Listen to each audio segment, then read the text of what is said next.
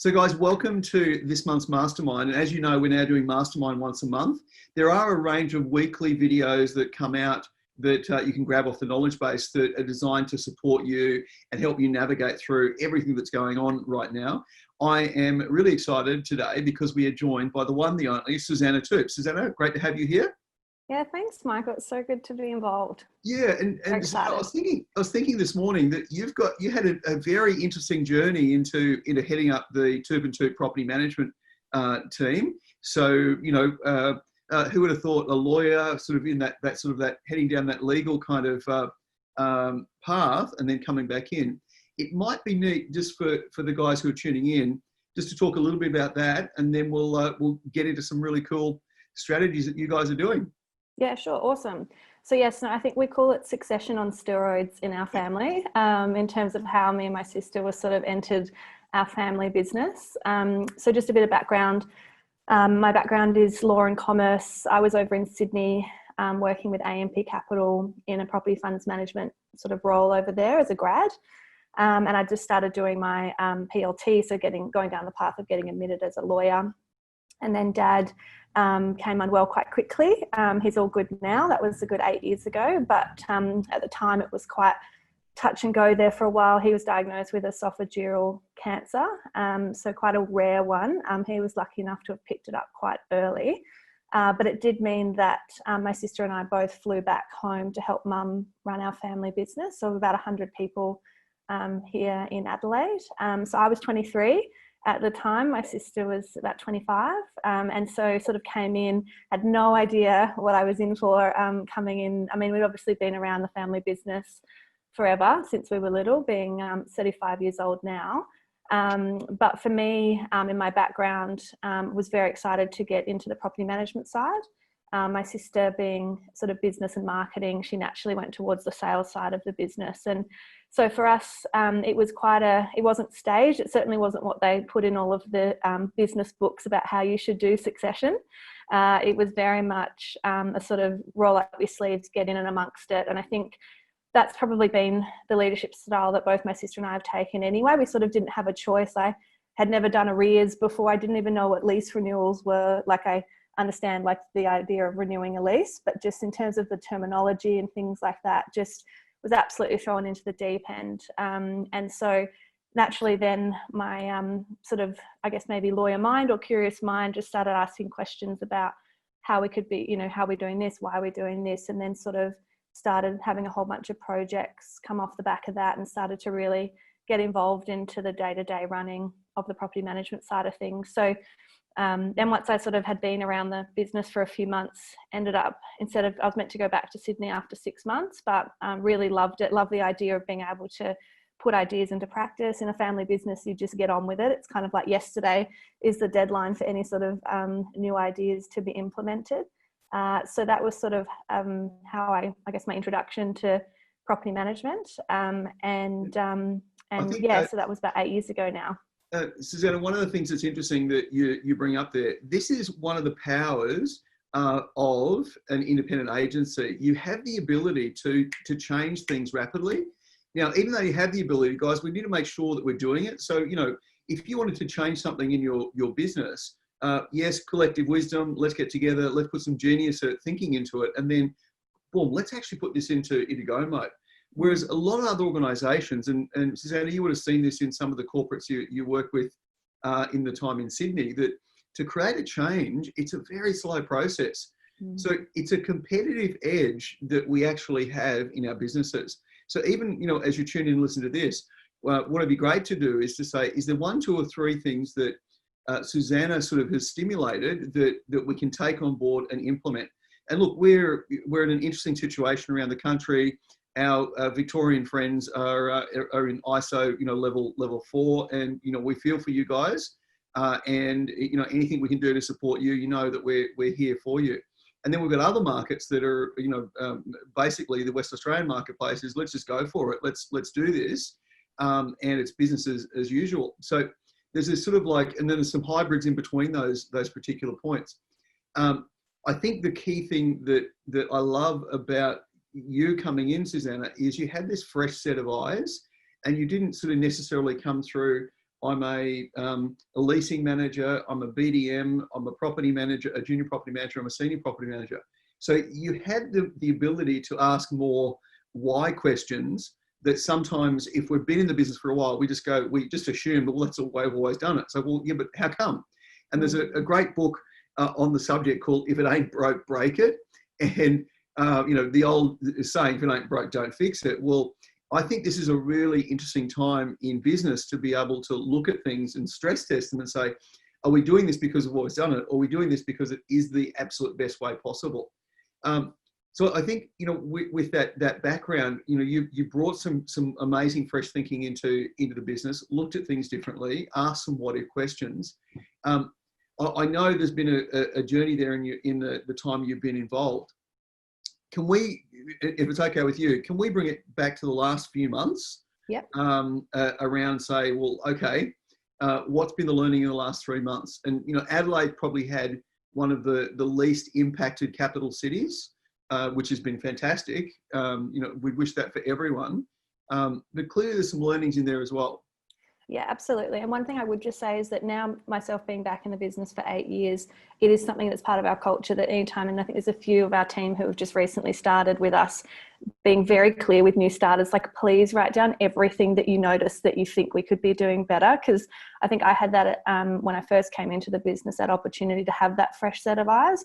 But now I do find myself, and I'm sure a lot of people do as well, where you like, oh, I didn't actually register that. You do get into that habit of just doing it because it's part of the normal process. So we do very much have that as an upfront conversation with all new starters, saying, please, like, don't think this is a weird thing if you have like 10 ideas and you want to put them forward. Like, that's a really good thing.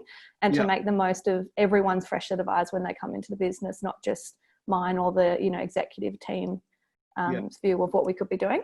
Yeah, I think this is a really important point, that fresh perspective.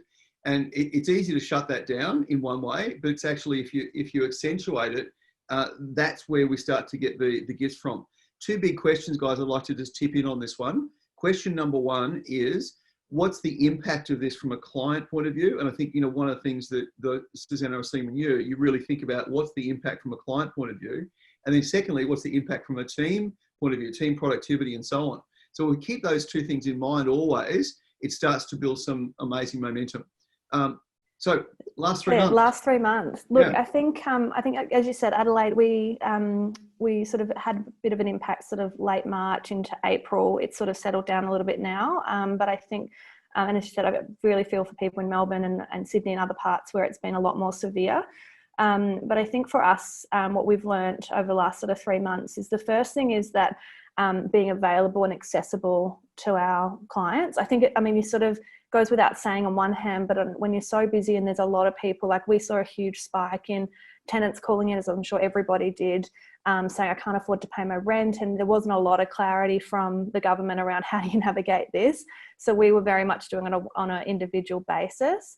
And I think for us, just knowing that when the phone rang, and the mindset around the phone ringing is a good thing, it can be quite tricky because you kind of feel like you're being bombarded. But imagine if a pandemic hit and the phone stopped ringing. I mean, in terms of the value that we're adding, and in times where people go, well, hang on, like, I really need my property manager now.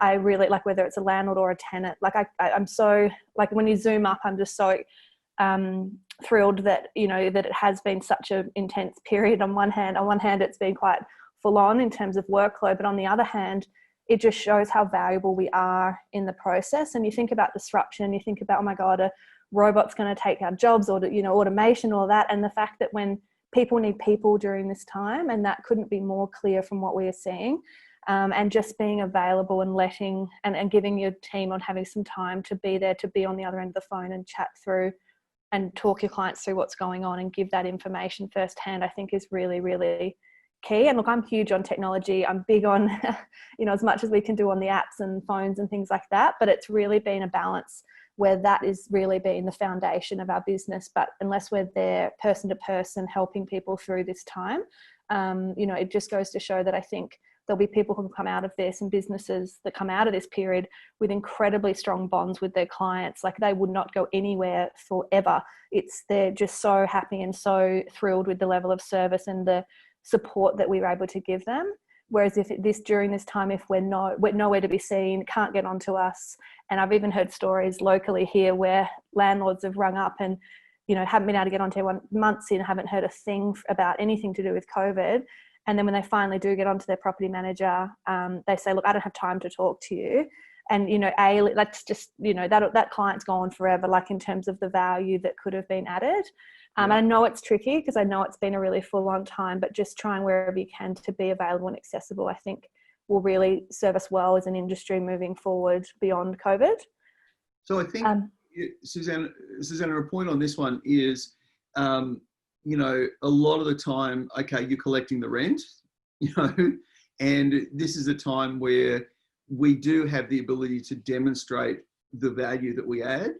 And, you know, I think a lot of you have heard me say at conferences that, you know, we're paid to deal with problems. So if there's no problems, it would just be an automated process. So this is the gift that we can actually put into play and in the mix, which I think is, it's right up there as an absolute key priority to understand that. Yeah, very good. Yeah, absolutely. And I think that goes for us, we've gone within our client base, but also more so as well being there for the community more broadly. So we've got a few initiatives that we put in place. Maybe I'll get to them in a moment, but in terms of finding new ways to connect with our client base, but also the community as well, that's been a really big focus of ours and a lesson learned, or just something to really have as front and center moving through COVID and beyond. Another lesson learned is when we looked at our corporate messaging, and look, very guilty of doing this, we would write, for example, radio ads, and they would be quite generic, and we would probably run them, I'm going to say, for 6 or 9 months, because we would set and forget. It would be like tick the box, radio ads are done, and it would sort of be general messaging about why choose us or what we do in innovation or technology. We've completely shifted dramatically on that. We're really listening to the mood of what is the public saying? What are people talking about when they're at a coffee shop with their friends? What's the news saying? What are people ringing in Talkback Radio wanting to know about? And we're tapping into those channels because we don't want to, I guess, put messaging out there of what we think people want to know. We want to listen to what they want to know and then answer those questions. And so that's been really effective for us, and just without all of our communication, whether it's on radio, whether it's through social media, whether it's blog writing, and we're literally putting the question to say, you know, did all tenants stop paying rent immediately as soon as COVID hit? Or, you know, does it mean that no tenant, like a tenant can stay in their home indefinitely and we can never kick them out? Even using words and phrases that people in, you know, generally landlords and things would be using amongst their friends in the wording that they would say, we would just put the question there and then either be very direct and say yes, no, you know, and answer the question. And that's worked incredibly well, because, you know, and we're tailoring that almost weekly. So if we hear that, you know, for example, here in Adelaide, could a second wave be coming, you know, off the back of stage 4 restrictions? Do you think a second wave is going to be coming to Adelaide? Or whatever the fears are at this point in time, given where the public's at and given how, you know, quite a stressful time, very stressful time for a lot of landlords and tenants. And we're just being very transparent and showing leadership through transparency in our communication. And we're certainly not setting and forgetting our radio ads. We're listening almost daily to see whether we need to be changing any messaging on social media, radio, blogs, and so on, to really hit the mark with what the mood and the sentiment is at the moment. Yeah, that's great. And Suzannah, my understanding is you've you know, upgraded that to a landlord advice line. Could we talk a bit about that? Yeah, we have. So we're on radio every Wednesday, Talkback Radio. And so members of the public, we sort of have a show and we talk every second week about property management. Every other week is sales. And so we sort of put forward a topic and we speak for half an hour, and then people can call in after the show as well as during, to ask questions, but it's about an hour a week. So what we've done is about 3 months ago, we ran a whole series of campaigns saying that we're opening up our real estate radio show to be 24/7 for members of the community, not just our clients, with a landlord advice line. So they can go to our website, click through, and there's a whole bunch of those question and answers that we've put together. So frequently asked questions, information of what's happening in the market? You know, have rents completely plummeted? No. And like just answering those kind of questions that are on people's minds. And it also, we've got a phone number there. So Jane Looker, our GM, I think she's on the call. She answers that. She's got 25 plus years experience in this space. And so it's been amazing to see the people who've called through that line. We had a couple of elderly ladies, and it was just heartbreaking because they'd lost their husband. They'd be in their late 70s, early 80s, had investment properties, and the husband had been the one doing all the finances. And so they rang up. We had two ladies in 1 week with a similar situation. The tenant had fallen into arrears. I think they were $3,000 or $4,000 behind. The banks had been chasing for mortgage repayments. So Jane was able to talk through exactly what this lady needed to do to sort of get things back on track. And because of the elderly nature of the ladies, ended up getting onto the son, and then the son was able to help steer the mum through what needed to take place. And it's just about being there for the community more broadly over this time, because we've been putting it out there through our radio, you know, to call this landlord advice line or to jump onto the website. And it's been amazing to see when people have just really been at a loss of what to do. And there's not a lot of places for them to go. Like, I think Consumer Business Services have general information here in Adelaide on their website, and I'm sure the other state bodies do as well, but there's no one at the other end of the phone. And I think the most common thing that Jane has got when she answers the phone is, oh, wow, you're actually a person on the other end of the line here. Like, wow, like I didn't realize that someone would actually answer this phone call. Yeah, press 1, press 3, press 5, press 10, press 15, press and back through the loops and all of that. So guys, this is an amazing strategy, you know, a landlord advice line. And think about this in terms of on social. So some of you have got marketplaces where potentially you could go down the radio track. Some of you, the guys in the regional areas, some of you in other metro areas, it's probably too difficult to do the radio piece. But you can easily create a station online, you know, the landlord advice line. I can just imagine seeing on a social feed, and, you know, spending some money on that and having people connect in around it. So once again, it's not we want your rental property. We want your rental property. We want your rental property. This is a landlord advice line, and it's something we're doing as a service that's leading beautifully. And how's that been received? You know, what's the speak? And I think there's team, and there's obviously then the broader sort of market speak with it too. Yeah, so from the broader market, like we've had people who have rung up and said, oh my God, I heard you guys on radio. I mean, as I said, radio is a big part for us, and our demographic is probably more in that older side of things, but also social media as well would work very, very well. But with, you know, they just sort of said, look, you sounded so trustworthy. Like, we heard you sort of talking a little bit on radio, and I found myself in a situation, and they're at a complete loss. We've had a couple of people in tears saying, I just don't know where to turn. And so, you know, to be able to provide that as a real estate agency, like, forget, you know, a signboard going up for now, and, you know, all this sort of stuff that we do is just the basic level of what property management is. Like, this is connecting and helping in the community and adding real value in a time of need where people just don't know where to go and where to turn. And it's just been amazing to see in a one-on-one sense, like changing someone's world by just being that like ear to listen, or to give just a couple of tips, which we know day to day is just walk in the park. Like, we know to go and send this form or to do this, and you can kind of forget how what seems so basic and so second nature to us because we do it every day, just to give someone that little like tidbit of information, and then they go, oh my goodness, I had no idea. And you've just changed their whole world and have been able to support them as a real estate agency. That goes so much further, as I said, than transactional, you know, and that's a big thing for us this year, is moving from transactional, like, yes, we'll collect the rent, we'll do a routine inspection, we'll find you a tenant, like that, of course, like that's a given. We're a property management company, but this takes it to a whole new level of the support and education and guidance of the whole community. So it's been incredibly well received. So can I just jump in on this one? Guys, I'm sure you're aware of the 5 E's. You probably got them up on the wall somewhere in your office. You guys are demonstrating 3 of them really well through this process. So the first one is empathy. So maybe write these 3 down, guys, because I think this is super important to ask the team how they're going. I'm going to tell you a story on the back end of this one. So empathy. The second is expertise. So firstly, empathy, really tuning in. then let me share some expertise as to what you need to do from here. And it's demonstrating that you are willing to put in the effort. So that's 3 of the 5 E's.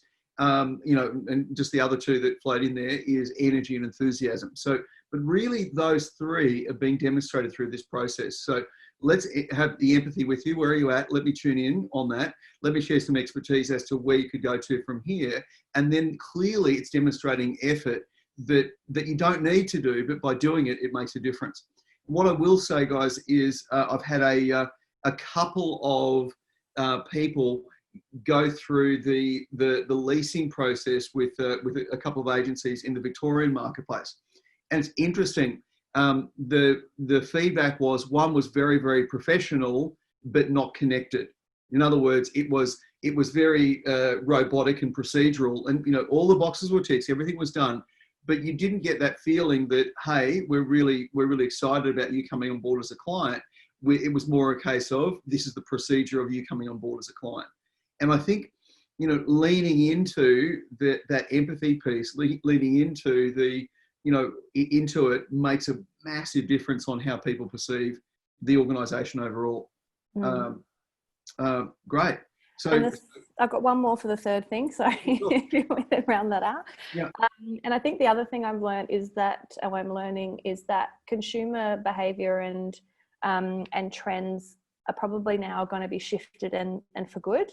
I think there's a lot of initiatives that back in March we put in place, and I'm sure a number of you did as well, with, virtual routine inspections and things like that. And I think I've been very sort of clear with my team that, these things are in place, yes, because of COVID, but do I think that we're going to drastically and sort of click our fingers and go back to how things were in January? No. Because I think we'll find a new balance, but we're certainly not going to, a lot of the initiatives we put in place, I think, are still going to be here and relevant and needed for the new world that we're all going to be finding ourselves in with COVID and living with COVID. And just even the way that the consumer, everyone for a month there, sort of those that hadn't used Zoom before were sort of trialing it and clicking wrong buttons and things, but now everyone, that's just a given. And for a business like ours that loves innovation, is always looking at new things, and technology is such a big part of that. COVID's done a lot of that, of shifting the dial of where we can now be as a real estate agency. So some of the initiatives that we now will be putting in place have come about from COVID, but now they will stay in as longevity and things that are not just while it's around, let's keep doing this. It'll now form part of our offering moving forward. And I think that that's because, for example, if we offer virtual routine inspections, we'll continue to have that now as part of our standard offering. So it means that if a tenant's at a certain level, and obviously there's the exception to the rule where we will say we need to go in regardless, but seeing tenants do their own routines. My tenant at my investment property, the example I got when I read the report was there was complete transparency. So she's brilliant, took all the photographs, the house was spotless, the apartment, and she even wrote other comments saying the water tastes a little funny and it's a little bit, there's a little bit of residue like in the toilet bowl or something. So she said, look, it's not a big deal at all, but I just thought I'd let you know. I don't know if that's anything you need to be aware of. There's no way that information would have found itself to me with the property manager in the middle position. And there I am going to my husband, James, oh, the water doesn't taste that good. Like, should we be doing something? Like, and it was just a really neat way that I felt that I got exactly what she was thinking directly on the page, because she filled it in. And I think that it was, and I felt really proud. Like, I was like, wow, she's really neat. She's really tidy. She put like a lot of effort in. And it was actually a really new experience versus it all coming through the property manager. That's not to say that there won't be, it may end up being 80-20 rule. And certainly if we need to go and inspect because of certain reasons, maybe the tenants were a bit concerned about the way that they've been living in the property, again, that'll be our call. But things like those initiatives that have come about, I mean, we've got the amount of cars running around on the roads. You've got, at one point we had 17 Toop cars running around, and just the idea that you might drive half an hour for a 15-20 minute inspection. There's a lot of efficiencies that we've been forced to adopt and move towards.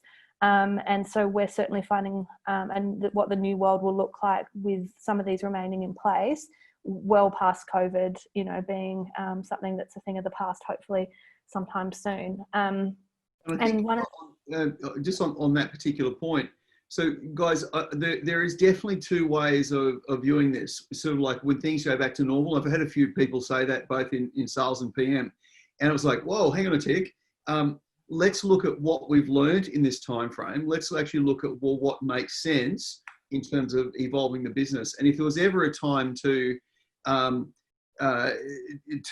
fast track some development or fast track some things and support it, it's actually now to see how things can move forward with. And look, I love the fact that you're building and testing things, and then say, okay, well, when is the right time to launch this? It may not be now, but you can actually do a lot of building and testing.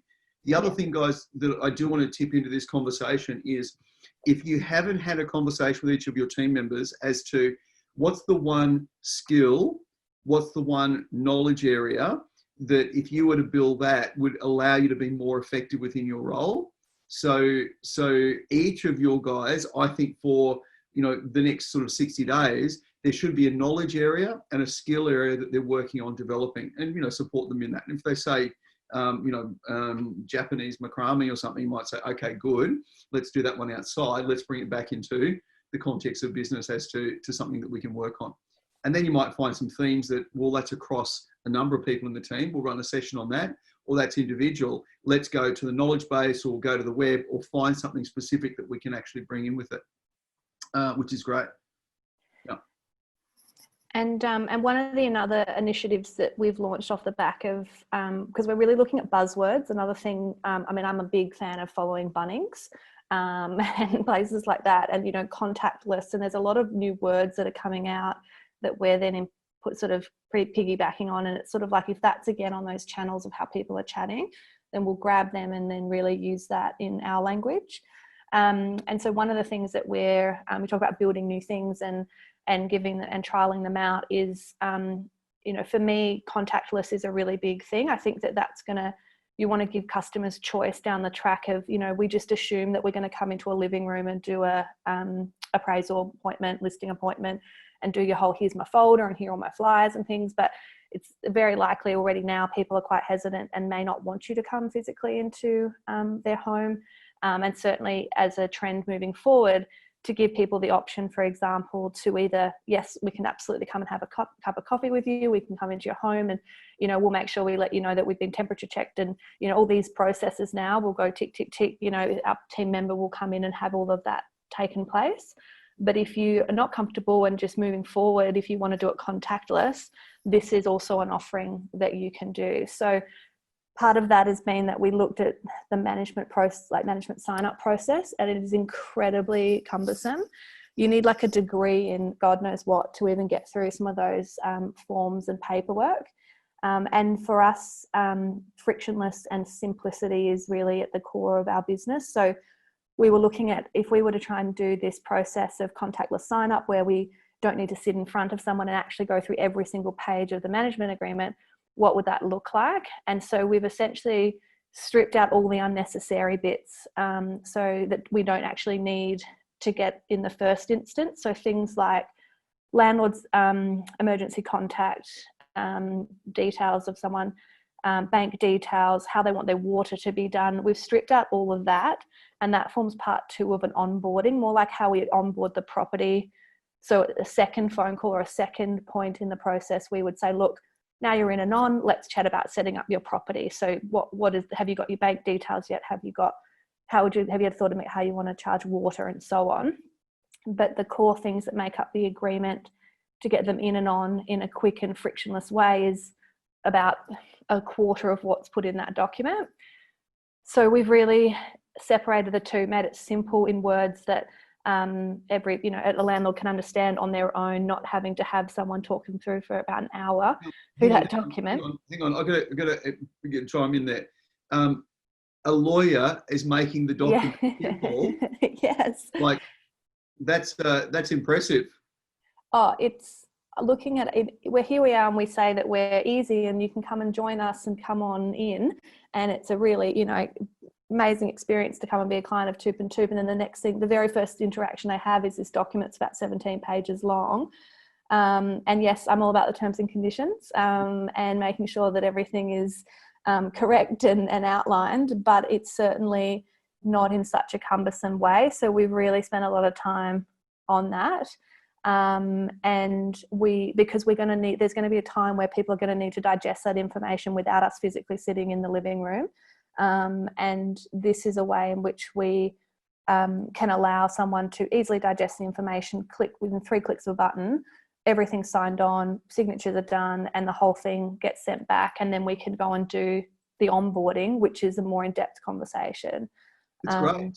So I'm really loving the, a phase 1, phase 2 and think of it as an onboarding as opposed to, everything's got to happen at this particular time.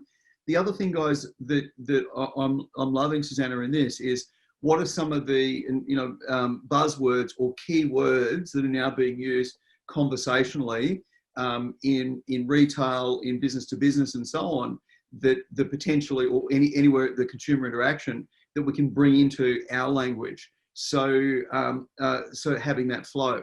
And the other point, guys, that Suzanne is really triggering for me is there are 3 things I believe that your landlords are most interested in. The first one is safety. The second one is security. And the third one is strategy.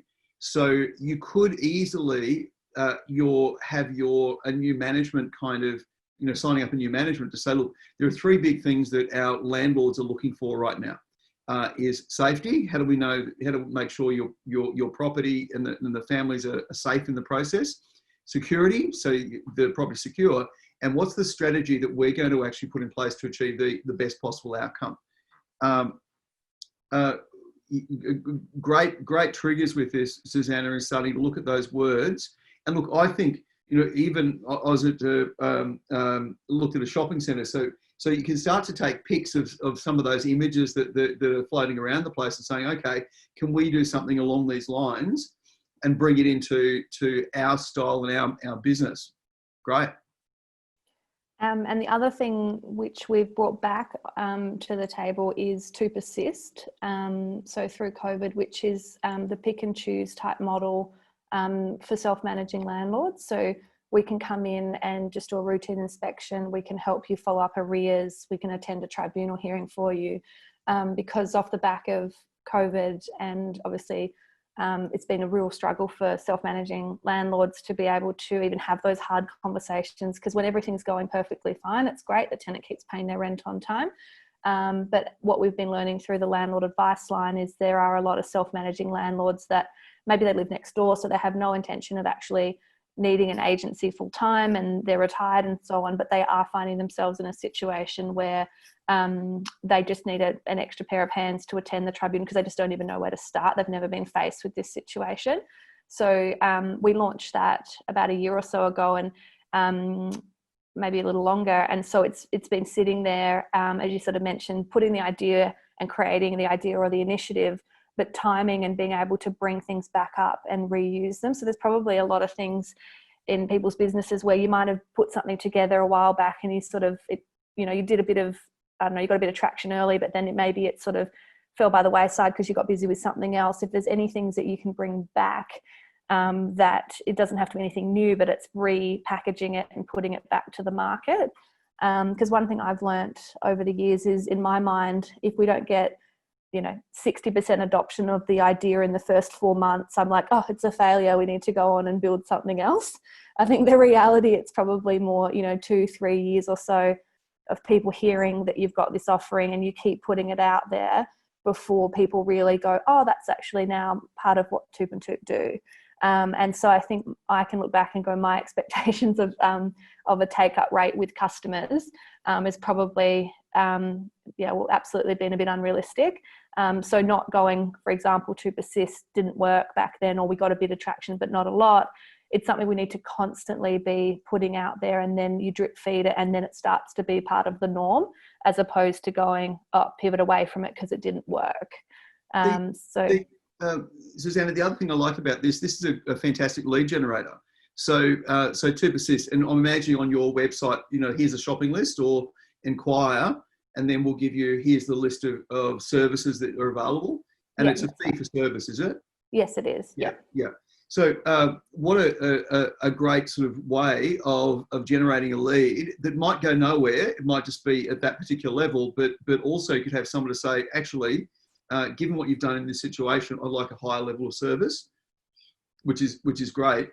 And the other word that you used in here, and it's really important for the PM teams to hear it, is an adoption rate. And we need to have a look per idea or per project, per strategy. What is the adoption rate we need with this? Because sometimes leaders are putting just too much pressure on themselves, saying everything needs to be, 100% adoption. Well, that's ridiculous. That would be like saying, if not everyone upgrades to the latest version of an iPhone, Apple is failing. So no, not at all. It's actually about saying, what's the adoption rate we need for this to be successful? So sometimes it's going to be, we need a 10% adoption rate on this one, but with this one, we need an 80%. And typically with an 80% adoption rate, we need to look at it and say, is that realistic? Is that something that I want? Or is that something that the market wants? And then what do we need to do to achieve that? And the other thing I love about it is what level of time are we prepared to give it to get to that particular place? Hang on, we sent one email out. We did it on our landlord advice line. How come it hasn't happened yet? Yeah.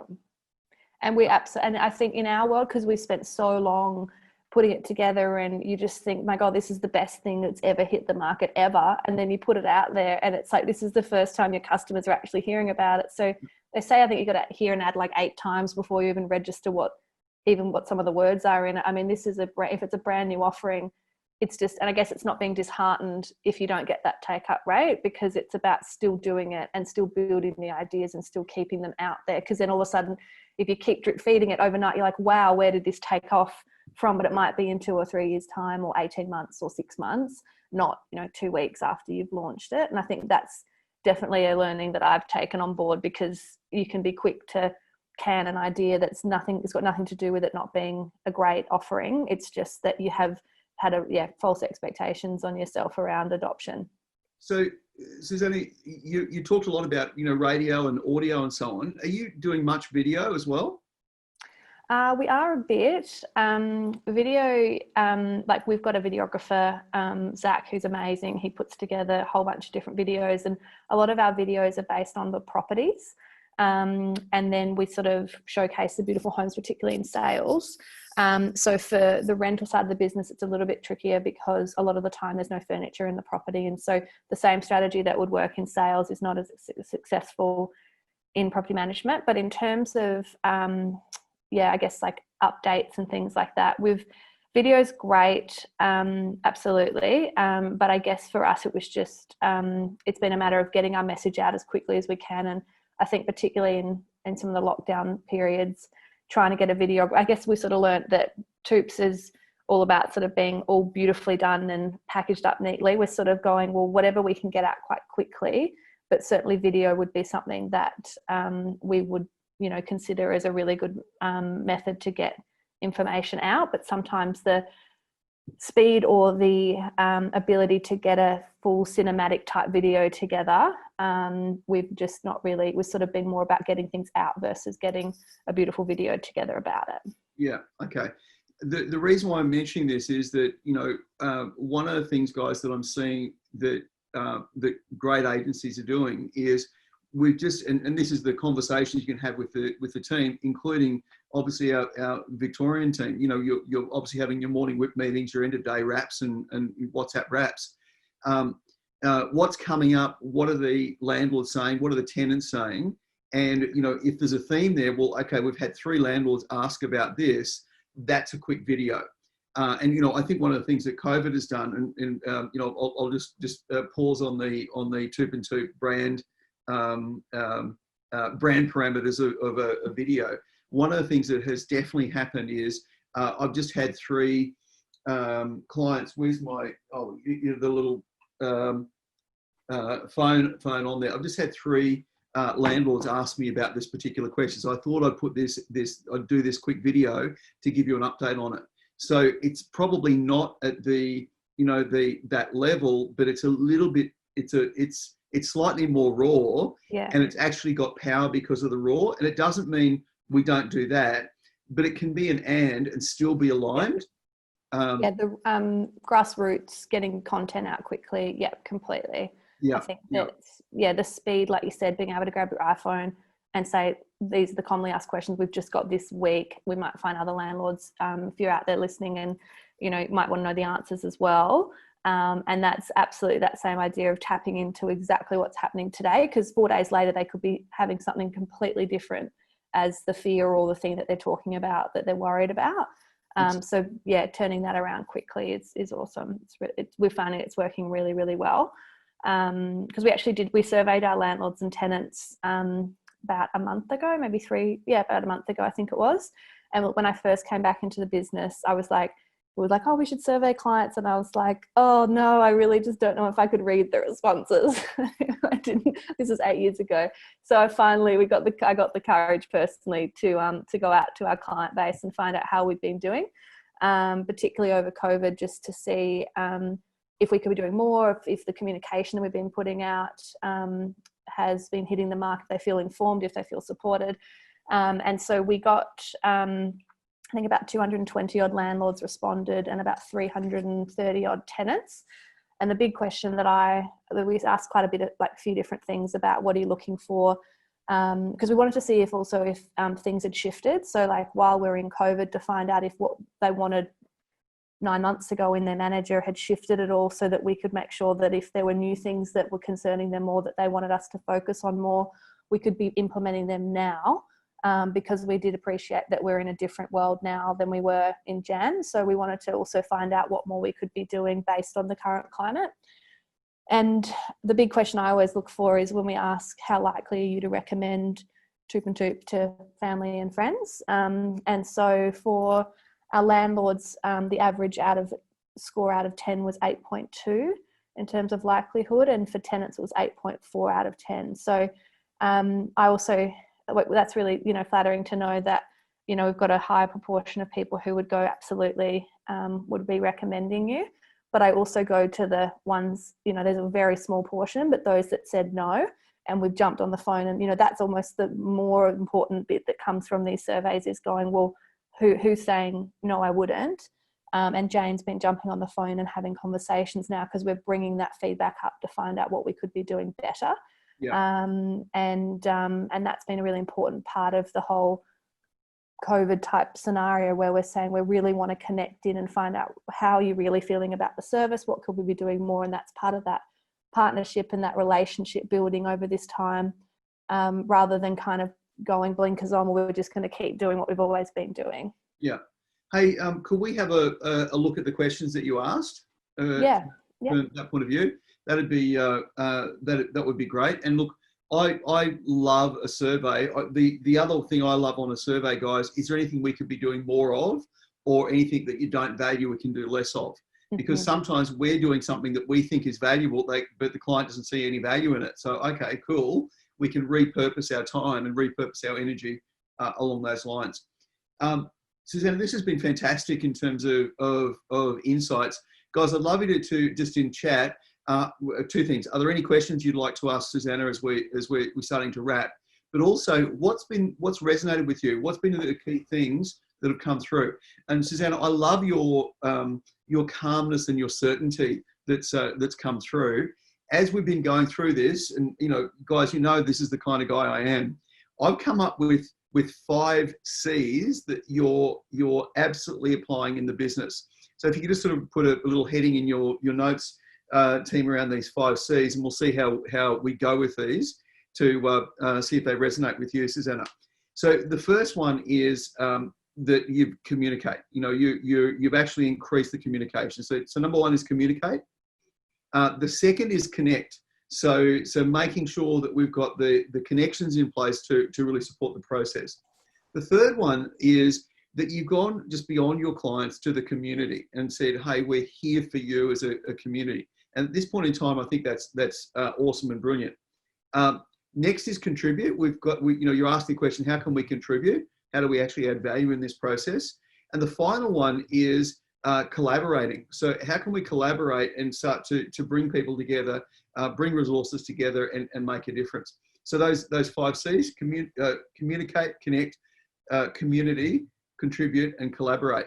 And I think, guys, if you were to, coming out of this, the value in these sessions always is the debrief afterwards. Say, okay, what did we learn from what Suzannah had to share, and what are the key things that we can take on board and apply from that point of view. So I just think it's a real gift around this. Guys, I'd love you to just in chat, just pop in, what was the thing that resonated the most in this conversation with Suzannah, and any questions that you might have as we go through. So pop those in. By the way, a lot of the time you're thinking someone else will do it, so I won't need to. No. It's actually you doing it is the stepping up to the plate. So note down what resonated with you, and what can you take on board, either investigate or put in place as a project, or making that happen. Okay, so Anthony, some new language. Yeah, bringing new language into the conversation. So we're 2020 focused with it. Excellent. Leadership through transparency. Great, Kate. Awesome. Hang on, glasses got to go on. I love the authenticity in Suzannah's tone. Yeah, absolutely, Amy. Totally agree. And by the way, that in itself has got some empathy and some calmness that are coming through. Keep them coming, guys. So many great ideas, very inspiring from Marisa. Love the landlord advice line, excellent. Love the talkback radio ideas and helping the community. Love the idea of the advice line. Oh, they're coming through thick and fast. Maybe look at REA banners to advertise it. Yeah, great idea. As well as on Facebook, and also even Insta, guys, and also on LinkedIn. A lot of services and not taking calls at the moment. Yeah, I agree. What is one knowledge area you could build on? Okay. Go beyond client servicing and into the community as a whole. Excellent, Stevie. Call back clients from the survey. Yeah, so do the survey and notice those particular points, lean into it. Address the fears in the property management over social media. Great. And being accessible to the whole community and not just your own clients. Fantastic. So Suzannah, this has been awesome, you sharing these insights. Any final comments that you'd like to make as we wrap?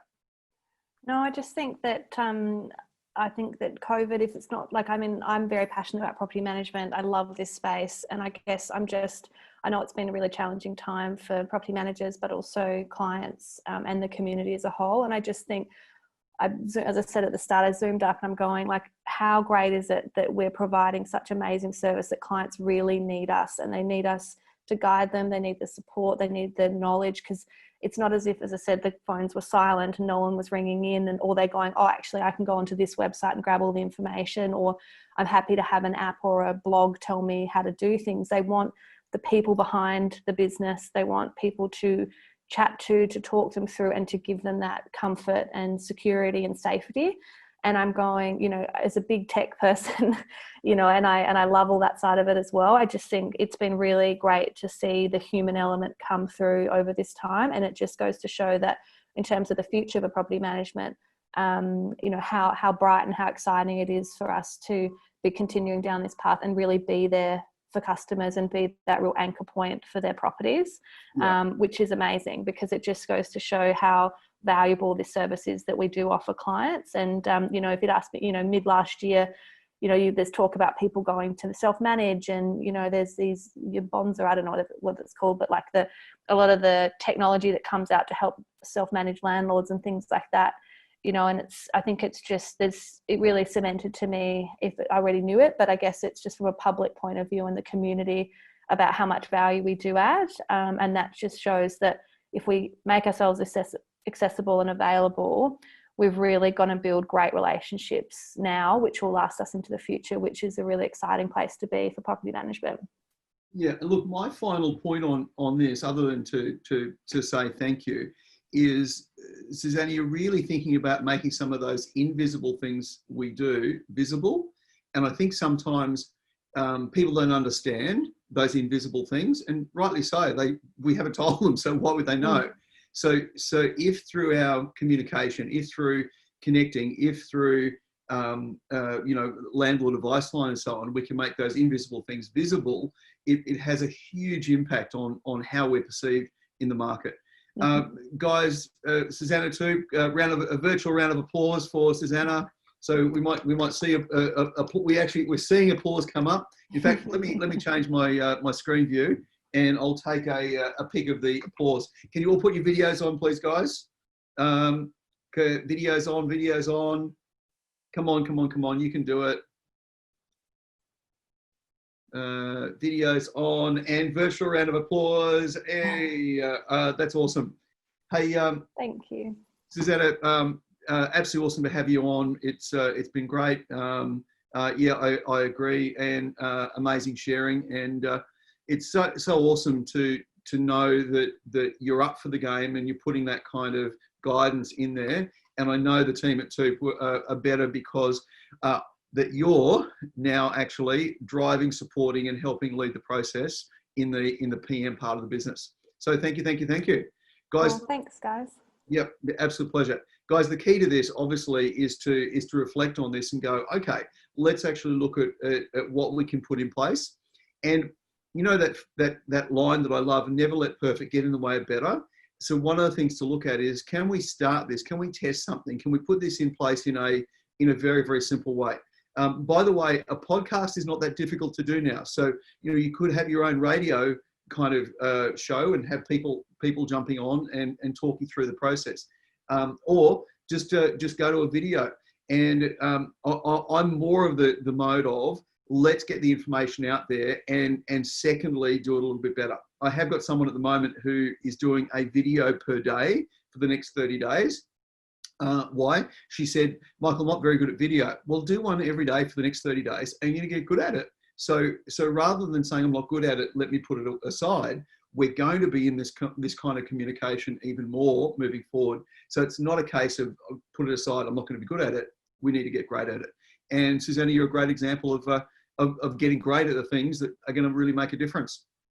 Thanks, guys. Over to you to have a very productive day. Remember, debrief, work out what you're going to start doing, stop doing, continue doing, and personally and professionally as a team, look at what you can do to help your clients navigate, because when they're navigating, you're actually getting the best results possible. Thanks, guys. Bye for now.